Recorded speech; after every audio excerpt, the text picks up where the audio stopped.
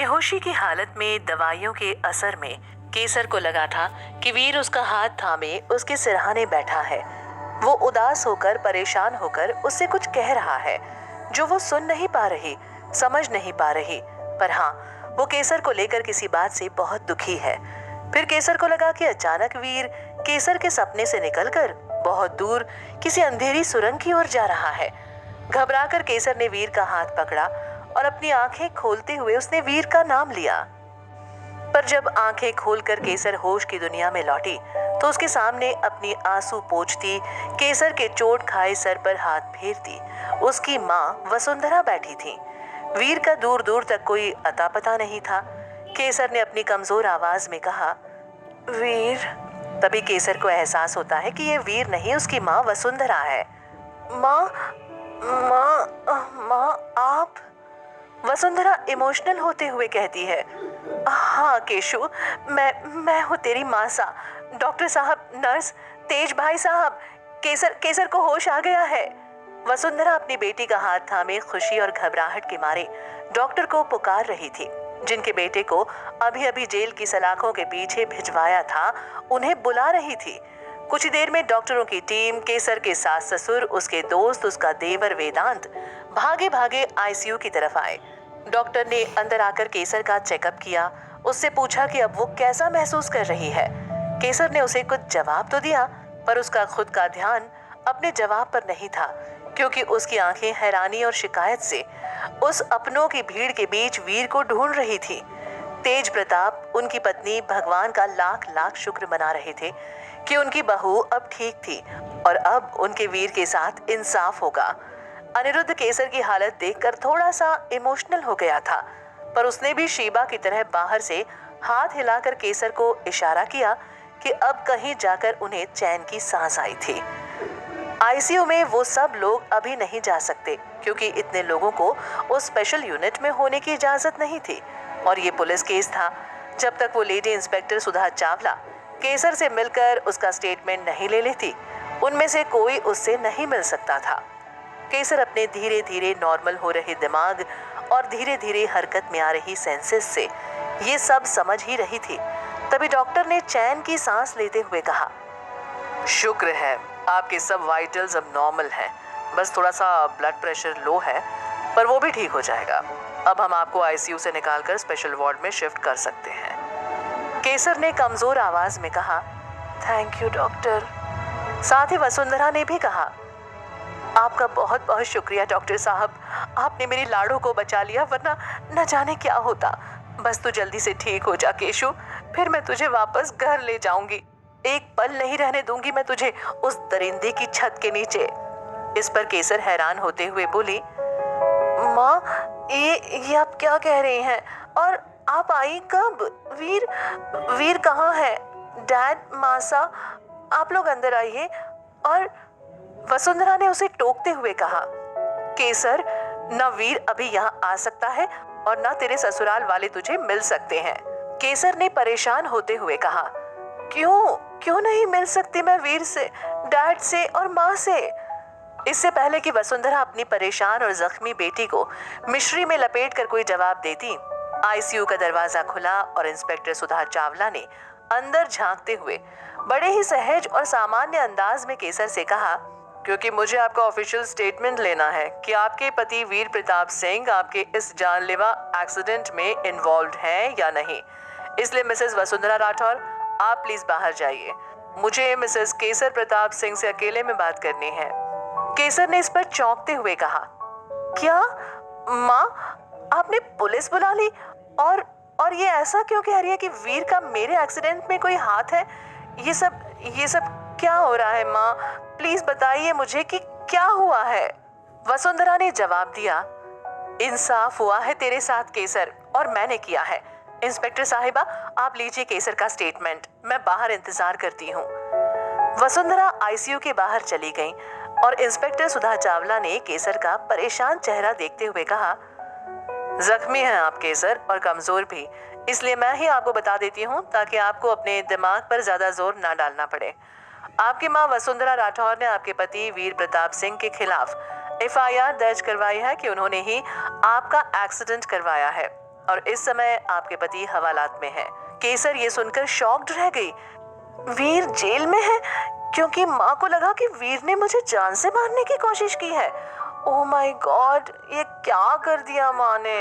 Madam, आप मेरा यकीन करें, मेरे हस्बैंड का मेरे एक्सीडेंट में कोई हाथ नहीं है। वो तो खुद मेरे साथ गाड़ी में बैठे थे। अगर मैं गाड़ी से ना उतरती तो वो एक्सीडेंट करने वाला हमारी गाड़ी को भी टक्कर मार सकता था।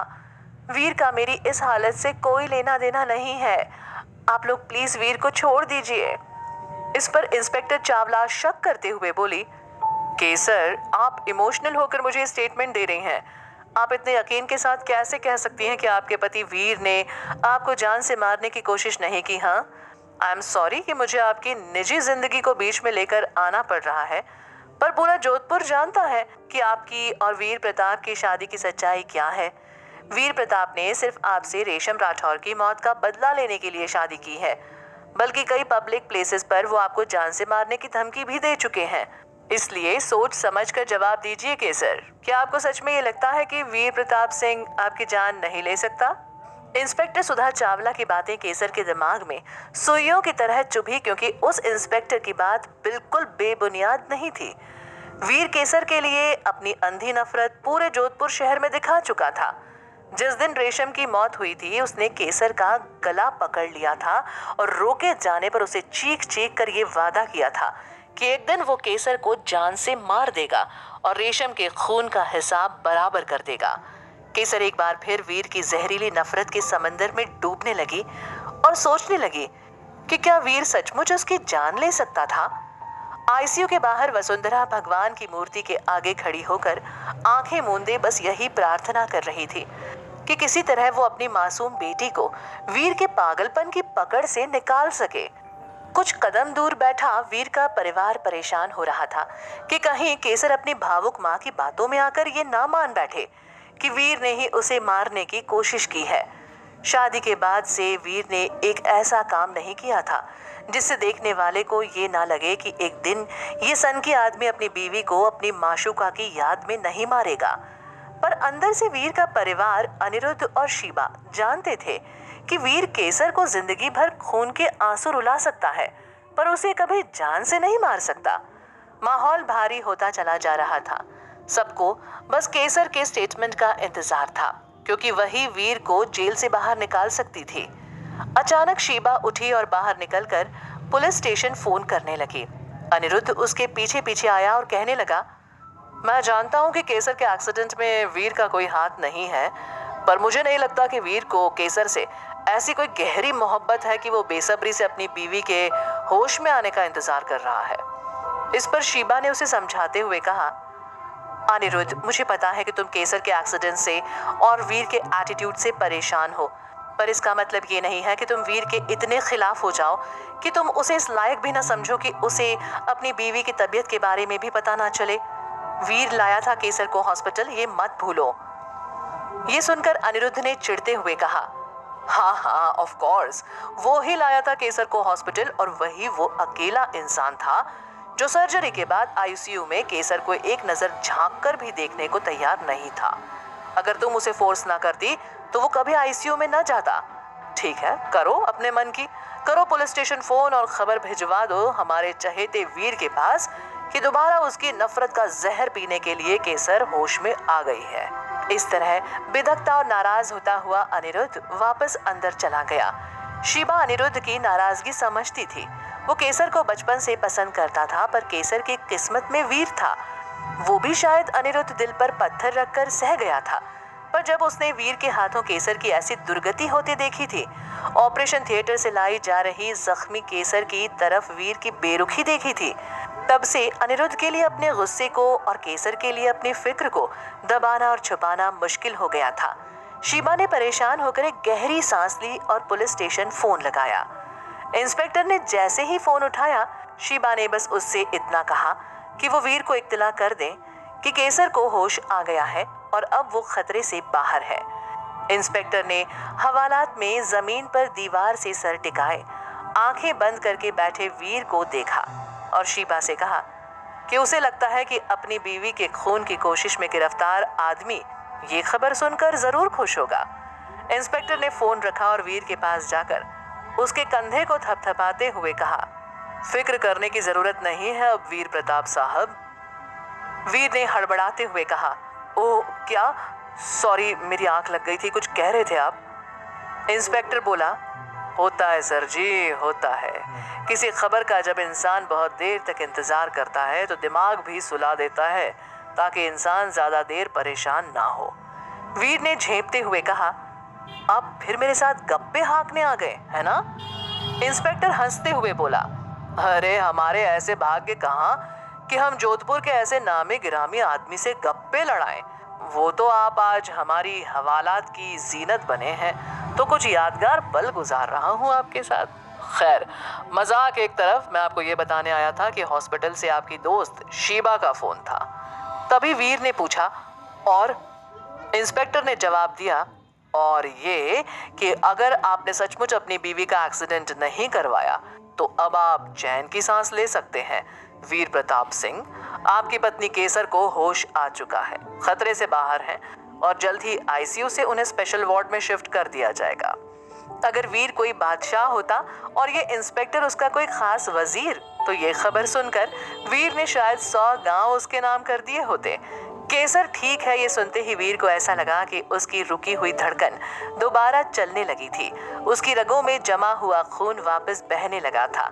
जान में जान आना किसे कहते हैं, ये इस एक पल में वीर को समझ में आ गया था। जिस लड़की को वो जीते जी मार देना चाहता था, आज उसके जिंदा होने की खबर से उसे वो सुकून मिला था जो शायद कभी रेशम की मोहब्बत में भी नहीं मिला था। इंस्पेक्टर ने वीर के चेहरे पर लौटती हुई रोशनी देखी। उसे लगा कि वीर कुछ कहेगा, पर वीर ने जुबान से कुछ नहीं कहा। वो बस फिर से आंखें मूंद कर चुपचाप दीवार से सर टिकाकर वापस बैठ गया। अब उसे उस फैसले का इंतजार था जो इस हवालात के अंदर और इस हवालात के बाहर उसकी जिंदगी का रुख तय करेगा, और वो फैसला केसर कर चुकी थी। अचानक इंस्पेक्टर सुधा चावला आईसीयू से बाहर आई और उसने वसुंधरा और वहां मौजूद बाकी सभी लोगों से कहा कि केसर ने अपनी मां वसुंधरा को अंदर बुलाया है। वसुंधरा तुरंत अपनी बेटी के पास अंदर गई और वीर के परेशान पिता तेज प्रताप ने सुधा चावला से उदास स्वर में पूछा, इंस्पेक्टर क्या क्या कहा बहू ने? वो वीर को जेल से बाहर निकालेगी ना? क्या जवाब मिलेगा तेज प्रताप को? क्या केसर वीर को जेल से निकाल लेगी या उसकी नफरत को अपनी जान का दुश्मन समझकर उसे वहीं छोड़ देगी? क्यों बुलाया है केसर ने अपनी मां वसुंधरा